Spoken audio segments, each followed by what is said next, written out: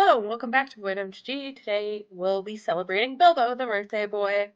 I loved the Lord of the Rings set because I grew up when the movies were coming out. I grew up reading the books. I even had the Hobbit cartoon from the 70s on VHS tape, which the aesthetic of that whole cartoon is amazing. So anyway, to our commander, Bilbo, birthday celebrant, is Abzan for a 2/3 halfling rogue. If you would gain life, you gain that much life plus one. And you pay two an Abzan to tap and exile Bilbo, search your library for any number of creature cards, put them onto the battlefield, then shuffle. Activate only if you have 111 or more life. So this is a life gain deck with the goal being to race to hit 111 to just dump out the creatures from the deck onto the battlefield. In our wing cons, we kind of have what we do once we reach 111 life, plus some others that aren't too reliant on Bilbo, but they're in the deck. First is once we've activated Bilbo at 111, we're going to dump everything on the board, starting with Surrak and Goreclaw, a 6/5 human bear with trample. Other creatures you control have trample, and whenever another non-token creature enters the battlefield under your control, put a +1/+1 counter on it. It gains haste until the end of turn. So if we start with Serac and Goreclaw, he'll see everything come in, so everything else following him will have haste, so we could swing out once everything hits the board. And the last one to come out should be Craterhoof Behemoth to get the most out of those X's. Craterhoof is a 5/5 beast with haste, and when it enters the battlefield, creatures you control gain trample get +X/+X until end of turn, where X is the number of creatures in play. This honestly really should close out the game. However, I should say I've run into a situation where I did do this. I hit the 111, activated Bilbo, brought all these creatures out. But somebody at the table had Teferi's protection, so they were still technically in the game. Um, Everybody else at the table was like, "Cool, we'll pack up, we'll get in another game." Guy who had protection was like, no, I want to see you play this out, because what if I have a board wipe?" So brother, it is so much math stacking all these triggers, and it takes a long time. That guy did not have a board wipe, he just did that to troll me, but it was pretty funny. I digress. Anyway, if you find yourself in a situation where resolving Bilbo does not end the game, you do have Gisela the Broken Blade and Bruna the Fading Light, who on end step will meld into Bracella, Voice of Nightmares. I've only melded it twice and not in this deck. It's really cool when you do it though. So these two angels are also fantastic on their own. Gisela's a 4/3 flying, first strike, and lifelink, so she could definitely swing for your opponents. And Bruno will bring back an angel human from the yard on ETB, and there's a lot of humans in the deck.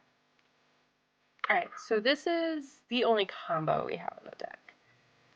It is Exquisite Blood, or its counterpart, Bloodthirsty Conqueror, or both at the same time. It's always good. Both are 5 mana, one's an enchantment, and the other is a 5/5 vampire knight with flying and death touch. And both have whenever an opponent loses life, you gain that much life. Then there is Vito, Thorn of the Dusk Rose, Dina, Soul Steeper, and the recently reprinted Marauding Blight Priest. So out of these three, doesn't really matter who's out as long as one of them is out and either Bloodthirsty Conqueror or Exquisite Blood is out. Now we gain a life from one of the million ways that we have it in the deck. Vito, Dina, or Blight Priest will trigger, making our opponents lose a life, which will trigger Bloodthirsty Conqueror or Exquisite Blood, gaining us life, which will trigger Vito, Dina, or Marauding Blight Priest. And it just goes on and on. The last win condition can kill one person reliably before it's taken out is Aetherflux Reservoir. a 4-mana artifact with whenever you cast a spell, you gain 1 life for each spell you've cast this turn and pay 50 life. Aetherflux Reservoir deals 50 damage to any target. Reliably, you'll kill one person and then somebody's going to take away that Aetherflux Reservoir, or they're going to kill you. It's fantastic. Some of the most important cards in the deck are the Soul Sisters. So they have their own cap. Alright, if you're not familiar with them, they are these 3 fine ladies and 1 gentleman, Essence Warden, Soul Warden, and Soul's Attendant, 1 mana 1/1s, with whenever another creature enters the battlefield, you gain 1 life. So it's another creature, that means opponent's creatures too. An Ariak champion is 2 white and has protection from black and red, but has the same ETB trigger as us. Aside from us and our opponents playing creatures like we would normally, let's make a lot of tokens so we could trigger these guys some more. I have Forbidden Orchard, which will tap for any color, so it's great in this 3-color build. Whenever you tap it for mana, however, target opponent will create a 1/1 spirit, which will trigger our life gain here. You're giving your opponent a 1/1 spirit, but that's pretty easy to deal with. It's a great trade-off because it's putting you closer to 111. Wolverine Riders will make an elf on every upkeep and will gain life when elves come in. So it gains life with the more tokens it makes. Couple that with the sisters activations and Bilbo gaining you an additional 1, you could go up pretty fast from there.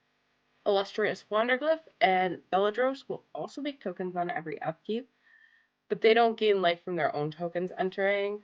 Beladros Pest, though, will gain you 1 life upon their death. We don't have a whole lot of sacrifice outlets in this deck, though, so now I'm going to go to the rest of the standouts. For the life gain, Cleric class is just another Bilbo that we could level up to eventually get back a creature from the yard. Case of the Uneaten Feast will get you life on ET. Case of the Uneaten Feast will get you a life on creature ETB, but only if it's entering under our control. The downside is mid-game, it's easy to solve, so we stop gaining that extra life. Bright side is we do get to recur creatures from the yard. Our other 2 angels in the deck, Shattered Angel, which is one of my favorite arts on a card, nets 3 life whenever an opponent plays a land, so that's basically every turn. Sarah Ascendant, Honorary Angel, and playing him on turn 1 is Ilisel Core and Suture Priest are our 2 Phyrexian baddies. They will both gain you a life when creatures come in under our control. Ilisel Core will ping your opponents when your creatures die, and Suture Priest will ping your opponents when they have creatures enter. It is a May, though, so you do have to remember that trigger. Alright, so this is kind of the life gain payoff. When we're getting life, these cards are triggering. Essence Channeler and Heliod will get +1/+1 counters each time you gain life. Essence Channeler only goes on himself, but if he dies, we can move those counters. And Heliod, you can put them on any creature or enchantment you control.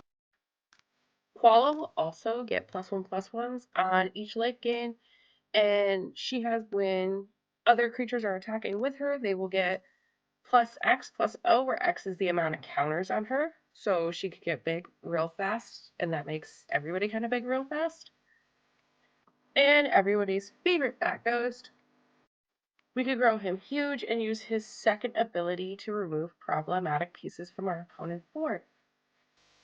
Amalia is a great addition here, because every instant of life gain she explores, which is reveal a top card of your library. If it's a land, you can put it in your hand, and if it's not, she gets a +1/+1 counter and it stays on top.